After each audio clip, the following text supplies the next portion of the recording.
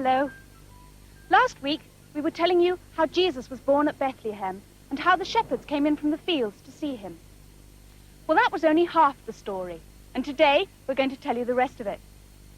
You see, the shepherds weren't the only people that were interested in the baby. Far away, to the east of Judea, there were 3 wise men, and they too wanted to see the infant Jesus. That's the direction they were coming from. They were traveling to Jesus with gifts of gold, frankincense, and myrrh. And all the time, a star was guiding them on their way.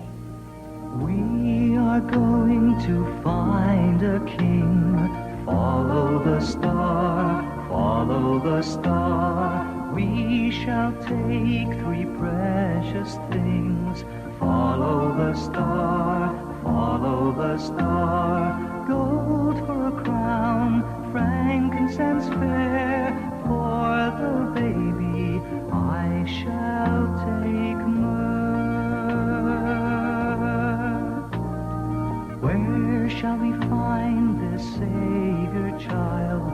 Follow the star, follow the star. Gifts we shall take for the baby so mild.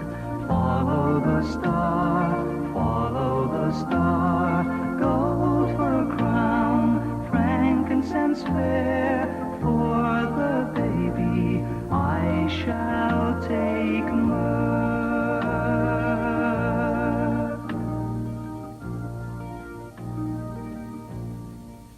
Hello.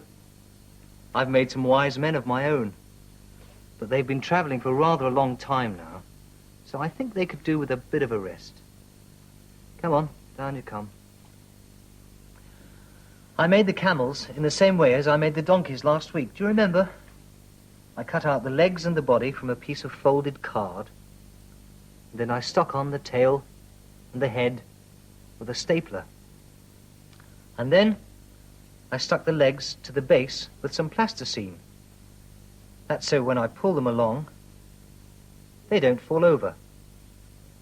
Now, what about these wise men? Well, we don't really know very much about them, but some people think they were called Caspar, Melchior, and Balthazar.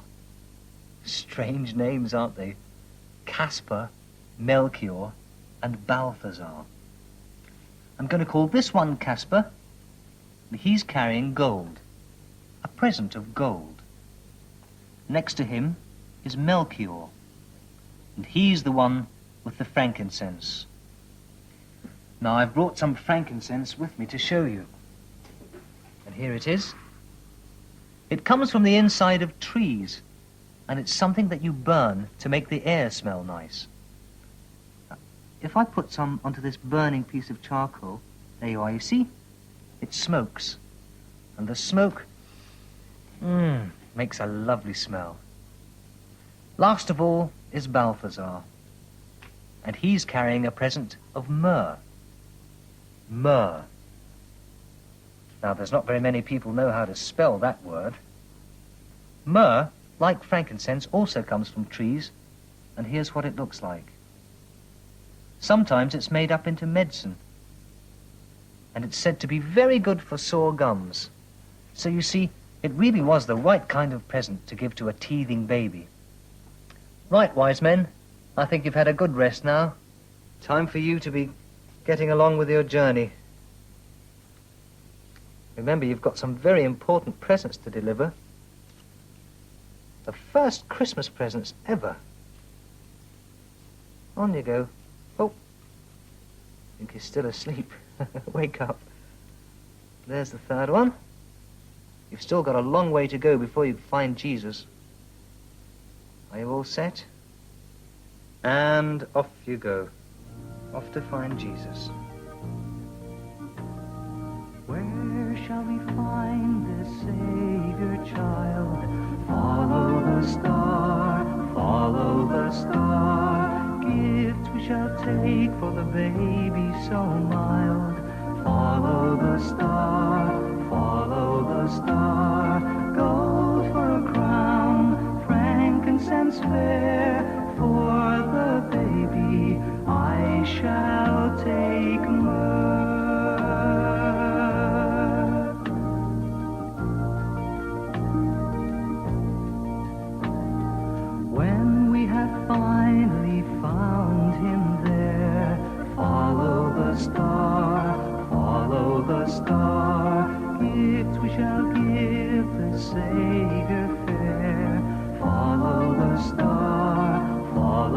the star.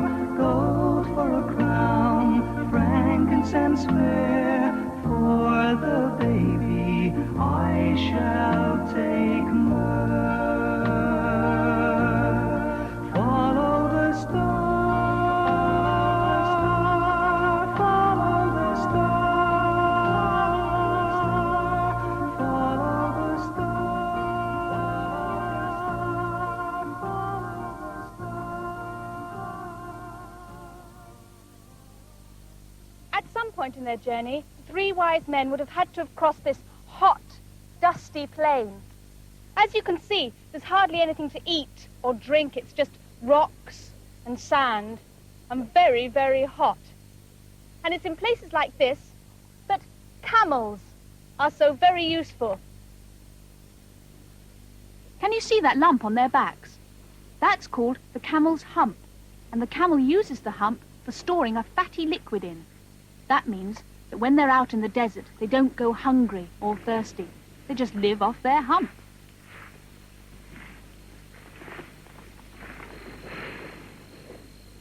And here's another trick the camels have. When they want to, they can shut their noses up tight, and that stops the sand and dust from getting up their nostrils when a sandstorm blows up. So camels are ideal for the dry, dusty desert, and they're also very strong. One camel could carry a whole class of you on its back and give you a ride across the desert. Do you think it's easy to stay on a camel? Well, I'm going to find out. Mohammed here is going to take me for a short ride on his camel. His camel's called Layla.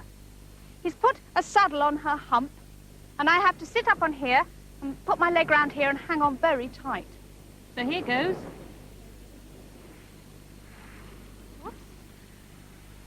There we are. Hold on tight. Hold on at the back.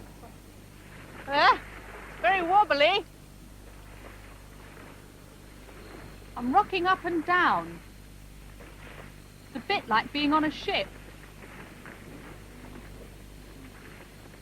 A camel is sometimes called the ship of the desert, and I'm beginning to see why. In fact, I'm beginning to feel a bit seasick.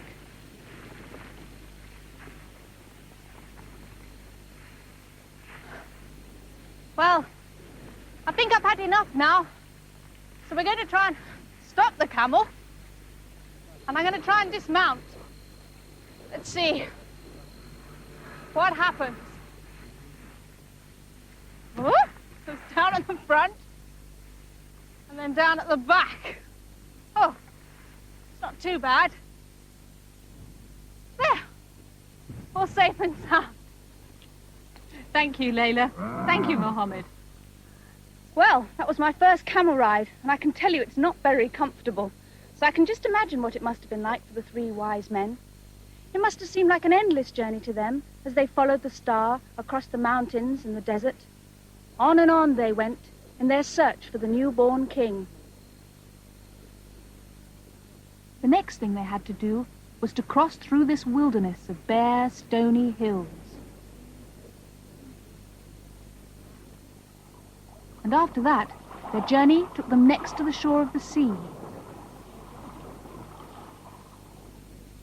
And last of all, they had to find a way through this range of tall, rugged mountains.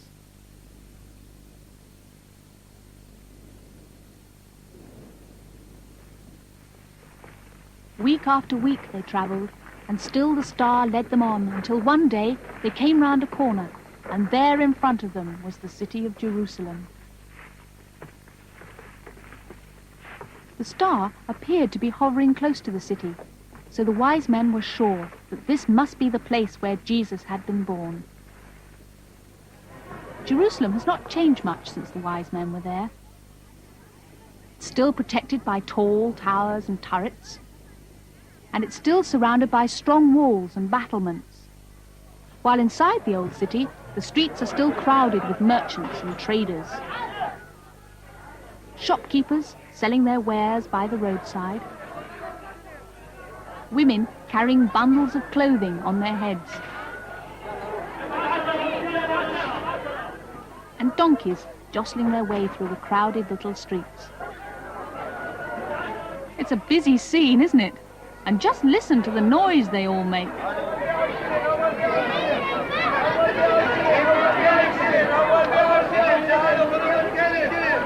Jerusalem has always been a fascinating place, but the wise men had no time for sightseeing. Instead, they went straight to the palace of Herod, king of Judea. Why have you come here?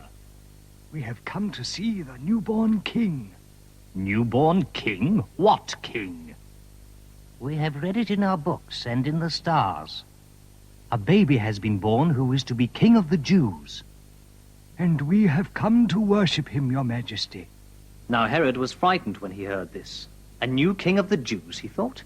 But I am king of the Jews. I must find this baby and kill him. Otherwise he will grow up and become king instead of me. Of course, he didn't tell that to the wise men. My lords, I am grateful to you.